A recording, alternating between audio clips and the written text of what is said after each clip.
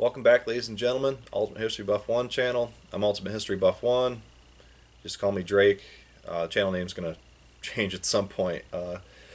But anyways, as you can see by the title of the video, let's talk 2545 sharps. I'm going to try and make this a quick video. This is actually take 3. But here we go. Let's get rolling. So the 2545 sharps, in essence, is a 223-556 necked up to .257 diameter. So you've taken, instead of taking a 22 caliber bullet, you're taking a 25 caliber bullet. You've got that quarter bore. What are the advantages of this? Push a heavier bullet at near the same or exceeding the same speeds of comparable bullets in the 223-556, and you've got a very effective 0 to 5 or 600 yard cartridge. And on medium game, depending upon what loading you're going with, you've got exceptional performance out to about 400 yards for most practiced hunters. As far as self-defense goes, if you're using a quality rifle or a build that you trust, self-defense would be absolutely perfect with this. You got to remember that even the lightest bullet, which is going to run around 70 grains, is going to be delivering at least 200 foot-pounds more energy at the muzzle than a comparable 5.56. For example, the 70 grain Blitz King, although it's a varmint round, it would be something quite impressive to deal with in a self-defense scenario, and that delivers around 1450 foot-pounds of energy, if I'm not mistaken. But that's kind of getting yammering on. We're trying to make this video a little bit shorter. So let's talk about the basics. I got my little cheat sheet here. So it's a 223-556 necked up to 257. We've covered that. The bullet weight that work in this projectile, not that you can't shove heavier in it or maybe get lighter if they were manufactured, but the weights that work are going to be 70 to 100 grains, and each offering, each loading that either you make as a hand loader or is currently being offered factory manufactured is going to be between 70 and 100 grains. And those are going to be prime. So let's go over the 4 currently offered or soon to be offered factory loads. There's the 87 grain hot core, which is a pointed soft point bullet, and that is traveling at approximately 3,000 feet per second. Now this is clocking out of a 20-inch or a 24-inch barrel. They're saying they're roughly the same. There's some discrepancy there about whether or not that's true, but I digress. And you're getting around 1,700 foot-pounds of energy at the muzzle with that loading advertised. Then you have your 70 grain Blitz King, which is your varmint load. They're advertising 3,100 feet per second out of a 20-inch, and that would be around 1,475 foot-pounds of energy. Excuse me. You know, that's a rough estimate. I didn't actually punch in the numbers on the calculator. They have their 100 grain Swine Smasher, which is an A-frame bullet. It's a dead tough style bullet, so it's designed for dangerous game. The design, I mean, not the bullet, not the cartridge itself, but it's of course quarter bored, and you're using it for tough-skinned animals like perhaps black bear, or as it's intended, a swine smasher. So it's to smash swine, you know, kill pigs. So perfect loading there. You're getting around 1,500 foot-pounds of energy, but the penetration is really great. So each one of these loadings has got a significant amount of energy for an intermediate cartridge, for a small case capacity cartridge. And then their new offering is going to be, of course, it's going to be remanufactured brass, so 5.56 brass, military brass. It's going to be necked up, resized, and quality control checked by Federal or SRC, whoever is doing it. I believe it's going to be Federal. And that's going to be an 87 grain full metal jacket again. And that's going to be the same speed and energy as the 87 grain hot core. I would expect penetration to be a little bit greater. I don't know how they're building the bullet itself. Is it going to have a cantilever? Is it going to be designed for destabilization once it hits something fleshy? Is it designed for penetration? Is it just designed to be able to put lead and copper downrange? That is left in the air as far as I know. They have not announced anything. In fact, as the date of this video, I just found out about it yesterday, and today is the 24th of June in 2016. So relatively new. They've been talking about offering that 87 grain full metal jacket for some time, but it seems it's taken SRC a little while to get there. Funny enough is they're advertising that this remanufactured ammo is going to come out in 100 round and 320 round packs that you can buy, and that seems to be replacing the soft point ammo that they had. I had just gotten a hold of last month, or at the beginning of this month, excuse me, and it seems like they're trying to just they were trying to just get rid of that soft point stuff, and maybe they're moving out of this 87 grain full metal jacket, or maybe it's a sign that maybe there's some military stuff or some law enforcement stuff going on. Who knows? I guess time will tell, and we'll see what happens. But very interesting right now for the development of this cartridge. As far as factory loads go,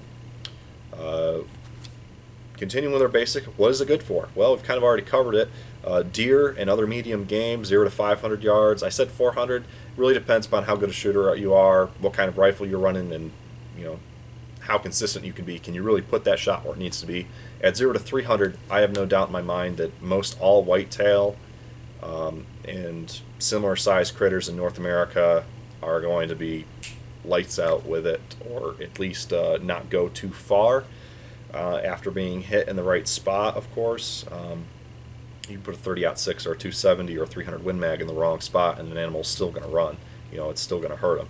So it's all about shot placement with any cartridge, and the great thing is it's an AR-15. It's very versatile. Perhaps you could put it in different platforms down the road, but yeah, it's a good cartridge for that. Personal defense we already covered. A lot more energy than the 5.56 is really what it comes down to. In the 5.56 223 Remington, all the loadings that are offered in that, there's an enormous variety of bullet options and an enormous selection of factory loaded ammunition for the 223 and 5.56. And I say that just because of the same caliber, different casings.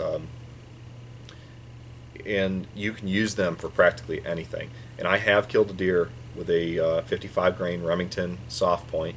It's kind of just their generic hunting option, and it ran about $20 a box. I bought it in Virginia, and when I lived in New York, I hunted one season with it. My freshman year, I came back for Thanksgiving. We went hunting. I used my AR-15, and I killed a nice little crotch-horn buck, and it was a fantastic public land deer. I shot him at 30 yards. He went about 60 yards, keeled over, and was done. It was a hard shot. Punched through the front shoulder. No exit wound, but did it do its job? Yeah, the 223 is definitely capable of taking medium-sized game. I would say you'd put a cap on it at 200 yards with the right bullet selection, 150 with a slightly little less optimal bullet selection. But even if you used XM193 ball ammo out of a 16-inch, you can still kill deer with that. Absolutely, it'd do a fantastic job as long as you put it in the right place. This gives you more leeway. You get a lot more energy on target, a lot better performance. That's enough said about that. And your final benefit for your basics is going to be everything but the barrel is the same as a standard 5.56 223 AR. It's the same bolt carrier, same receivers, of course. Magazines don't even change. Anything you can put on your 5.56, with the exception, of course, of a muzzle device. It needs to be a 308 diameter muzzle device, but it's just like the 300 Blackout, just like the 277 Wolverine, just like the 6mm by 45mm SIG, or I don't know what other name that cartridge goes by, but that's what I know it as, a 6 by 45mm, which is the same concept, a 6mm in a 223 case. Just like any of those cartridges, Wildcat or standardized, they are going to be able to use everything that you currently use in your 5.56. If you want to change over, get a new muzzle device for the thread pattern, 308 diameter, and then get your barrel and put it on your gun. Simple as that. So, getting away from our basics now. So now that you've got a huge highlight, sorry if you know about this cartridge and you're looking for new information, here it comes right now, not to disappoint. Performance is great. Now, I had the wrong bullet with the wrong powder and practically the wrong scope last, I wouldn't say the wrong scope, but you get what I'm saying, last fall. And I didn't have a dedicated lower for this rifle. And I killed a deer at 100 yards with it. 75 grain varminter, I figured, well, it'll hold together. It's designed for super high velocity of something like a 25-06 or a 257 Roberts or a 257 Kimber or something crazy like that, right? Well, Turns out that that bullet probably came out of the muzzle with the H322 powder running 26.3 grains in a Magnum rifle primer by CCI, was going approximately 2,650 feet per second to 2,700 feet per second. It did break up a little bit with a shoulder shot. Did it kill the deer? Oh yeah, it killed the deer. The deer went stiff leg, ran about 25 yards, collapsed down, and when I ran up on it, it kind of stood up and gave me that look where it didn't even see me. It didn't know what was going on. It heard a noise, was going to try to run. I popped it again just to make sure it wasn't getting anywhere, and long story short, I killed a deer with my 25-45 sharps last fall. Not the right bullet, not the right powder, terrible performance as far as what I wanted it to do and what it actually did, but it got the job done. Am I ever going to do that again? No. I've got a chronograph now, I've got proper reloading data, I've got everything set up. The point being, though, even with improper practically everything, it worked. And it worked well. Asterisks well enough. I would have to say that this fall is going to be a much different story when I put those crosshairs on a deer, and here's why. I've got practically the perfect loading for it. Now, I've been playing with it. You will see a video of me playing with loads. This has been a long process. And since the beginning, my father and I had talked about it. And since the beginning, we've talked about this bullet that I'm going to tell you about. And I never was able to really get a hold of them until recently. And now that I have, I'm telling you what, I'm investing a lot more effort and money into creating the cartridge that is perfect. But that in a second. So your hand loads with an H322, from what I'm going to tell you with the accurate 2200 powder, is going to be 10 to 20% lower velocities max. If you're running maximum charges of powder in the 223 case with a 25 caliber bullet on it, you're going to be looking at around 5 to 10%. But I saw variances, significant variances at times. Could that be my own fault from hand loading? Yes. Could it be the powder? Yes. I think they're equal at fault on different scenarios. But with the cartridges that I knew I was perfectly consistent with, I took 3 hours to resize, clean, prime, charge, and bullet seat the cartridges with the utmost consistency. I still got a lot of variance out of the H322 powder. And it's a little bit dirtier and leaves a lot more carbon residue. I have noticed that as well. So H322 is not the optimum powder for this. Ramshot Exterminator and A2200 is going to be. And in fact, if you look at the data sheet for hand loading that Sharps Rifle Company sends you when you buy dies from them or you get a barrel from them or anything like that, those two powders are listed. So is H335 and a couple others. I have not tried H335 yet. I've tried a couple others. They've all been duds. That being said, with A2200, a 90 grain Blitz King is going to clock at an average of 2,850 feet per second. That's pretty good, especially when you consider that the Blitz King and the Game King are going to be the same size bullet. You're going to seat them to the same depth. The Game King would probably be a fantastic round. Again, this is out of an 18-inch barrel, so this rifle has an 18-inch stainless steel 3-polygonal rifled 1-in-9 twist is what this is right here. They don't offer the 1-in-9 twist anymore. I'm sure if you went to Black Hole or some other manufacturer, you could get a 25-45 in whatever twist you wanted it, within reason, of course. The same with the same powder charge, essentially, just taken out a little bit with the GMX, which is the has the heat-resistant polymer tip and is a complete copper solid by Hornady. Fantastic bullet. I really wish I could be using that instead of the 80 grain load that I'm going to tell you about in a second. But same powder, 2,700 feet per second. Muzzle energy is just not there. It's supposed to perform down to 1,800 feet per second, but I prefer the maximum velocity I can get. And honestly, when you get to 90 grains and you're looking for the kind of performance that I am, running that heavy of a bullet is going to be a little bit counterproductive. That's why they kind of stopped at 87 grains and then went to the Spine Smasher, and you see a lot of difference in your velocity. And it's not really because you can't push those bullets faster, it's because you're limited by the amount of case capacity. Now, if we were able to add several millimeters onto the end, I think we'd see those jump up by a recognizable percentage. But as far as the 90 grain loadings go, the 90 grain GMX, or not GMX, excuse me, the 90 grain Blitz King, superbly accurate. I have gotten with H322 powder, which produces a pretty anemic 2,550 feet per second out of it. But I've shot a 3-round group that I could cover with a quarter, and I shot a 5-round group that could be covered with a $half. So it's all sub MOA out of my rifle. Fantastic bullet, at least for the 1 in 9 twist. 1 in 10, your mileage may vary. But the 75 grain varminter with the A2200 powder, we're looking at 2,950 to 3,000 feet per second. Out of an 18-inch, I'll take that. Very, very good results. Definitely capable. It's going to explode when it hits. Probably a 70 grain Blitz King is going to be better, which I may get to hand load, or I may just order some factory ammo if I'm going to go varmint shooting.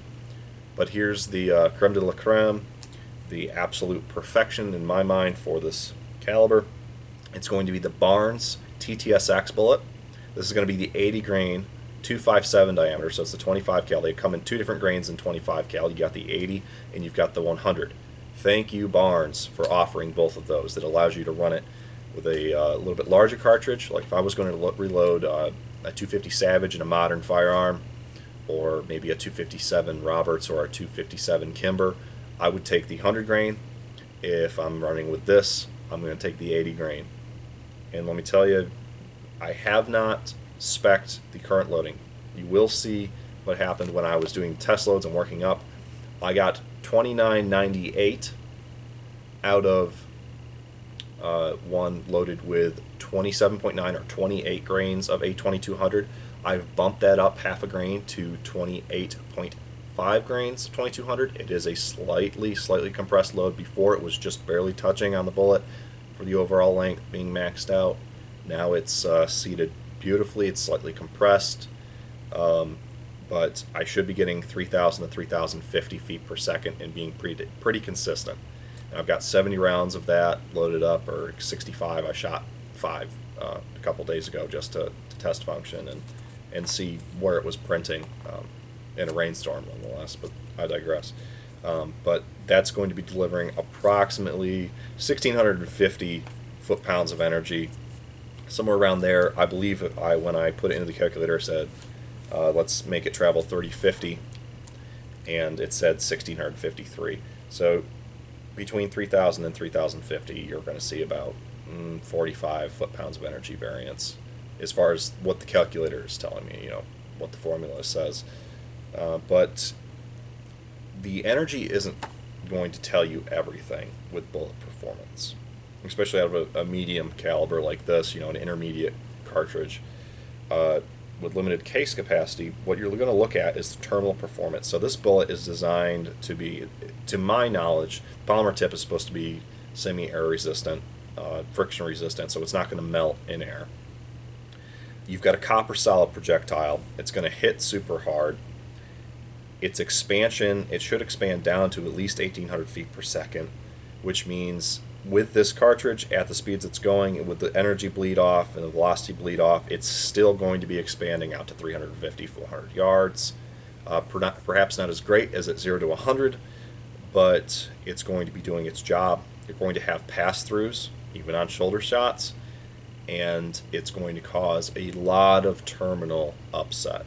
I will eventually test this, try and either in some water jugs and some wet newspaper to try and capture the bullet and see what's happening, or I may just cough up some cash and buy ballistics gelatin and we'll see what happens. I'm very confident that this is going to be a fantastic performer, and you will get an update this fall when I take a deer with it. Accuracy is to be updated. I didn't get a chance to print this on target yet, but we should be looking at 1 MOA. Pretty much everything I've shot is looking at 1 to 2 MOA. The 75 grain varminter is not the most accurate, but they do the job. The 90 grain Blitz Kings are the best. The GMXs were okay. Out of a hot barrel with the wrong powder, I was shooting approximately 1.5 inches with them, so 1.5 MOA about, and this was at 100 yards. Um, pretty consistent loadings with my hand loads. One thing of note that I have not said yet, I got a hold of a bunch of the 87 grain hot core ammo that was the remanufactured brass, and one box of the new manufactured brass ammunition from Sharps. I chronoed about 10 rounds, and what I got in my shooting, and I only shot 20 rounds, so only 50% of those were used for chronographing in concession with grouping, and my average was around 2750 out of this 18-inch. They're advertising 3,000 feet per second with their factory loads in this bullet. Am I mad at Sharps? No, I'm just disappointed in the cartridge offering. Now, if Federal is doing this, I have noticed before that Federal advertise a velocity, and it doesn't always turn out that the product is producing that velocity, is producing that energy. Out of an 18-inch barrel with the factory loading, if they're saying you're going to get about 3,000 feet per second with a little bit of deviation, I'm going to say, okay, well, what they're getting out of a 20-inch, I should see approximately 100 to 150, maximum 200 feet per second slower. Could that mean out of a 20-inch barrel you're only getting 2,900 or 2,950? Yeah, that could be. The lowest shot I saw out of the 10 was 2699. The highest shot I saw was 2787 or 89, something like that. So the deviation there got spread a little bit. The rest of them were all clustered around 2750. Would it still do the job? Absolutely. You do a beautiful job on deer or for self-defense, etc. Did it have any feeding issues? Absolutely not. Was it surefire? Absolutely. Was it clean burning? Absolutely. Was it accurate? 1.45 MOA out of the 3 groups that I fired was what I got. The first group I got was 1.5 inches. Next group I got was 1 inch. The third group I got was somewhere in between, upper towards 1.5, so it did average out to 1.45. I could have been a little bit wrong in the measurements there. I don't have any pictures of the group. You're kind of taking my word from me. You're kind of taking my word for it. But I'm not going to lie to you. I still believe in the cartridge, of course. I know what it can do, and I just think that maybe they need to play with their loads a little bit more. Maybe get them more consistent, maybe new powder. Who knows? Future holds bright things for this caliber. This has kind of probably been a little bit longer than 10 minutes. I'll see what I can do to edit it down. But I hope you enjoyed it. I hope this provided some information to you. And just before we end the video, I'm going to give you a quick overview of the 2545 that I have built myself. Again, 18-inch barrel, 1-in-9 twist, 3 polygonal rifled. It's a stainless steel. It's a heavy barrel. I have an Anderson 308 flash suppressor on it. Anderson manufacturing upper and lower receiver. The upper is blemished. It was painted last year, so if it looks a little scruffy, that's why.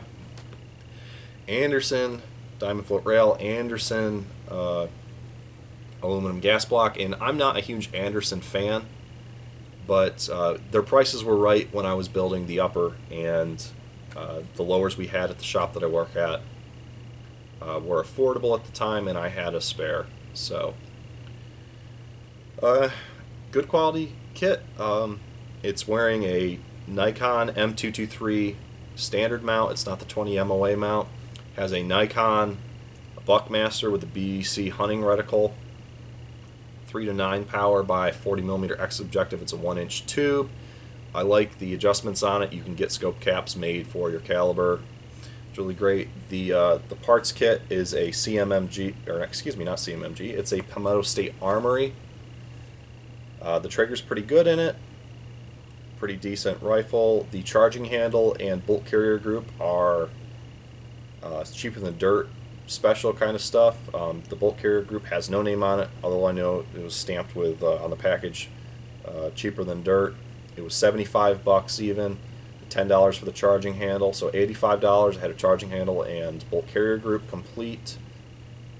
And It was a little rough, but it works, and it works well. I probably will update the bolt to something that's magnetic particle inspected and high quality. Maybe go with the Sharps Reliable bolt eventually, but it's doing a great job so far, and I really enjoy it.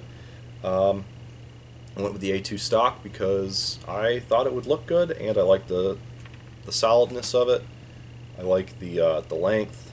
It just feels good, and it looks kind of more hunting-like. I've got my little SRC sticker, and it had an A2 grip that I had sawed off the nub on and filed and stippled and stuff, but I've since put a MOE Plus grip on it, which is my favorite AR-15 grip. We've got a Gen 3 MOE in here. That is our our 80 grain TTSX load. Fantastic cartridge.